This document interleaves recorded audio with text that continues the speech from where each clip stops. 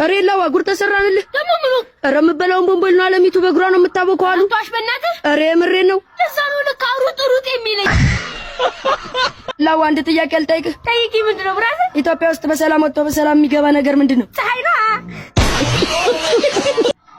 ስሚኝማ የለይ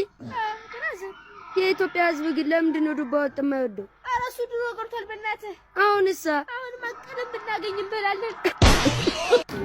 አሬቺ ሰውዬ ነኝ እስኪ አንቺ ሰውዬ አንድ ጥያቄ ልጠይቅሽ ጠይቂ ምንድነው የሀበሻን ህዝብ እንዴት ትገልጫዋለሽ የሀበሻ ህዝብ እኮ ማለት ለቅሶ ቤት ሄዶ ባንዳይሉ እያለቀሰ ባንዳይሉ ደግሞ የመጣና ያልመጣ ቴንዳስ የሚይዝ ድንቅ ህዝብ ነው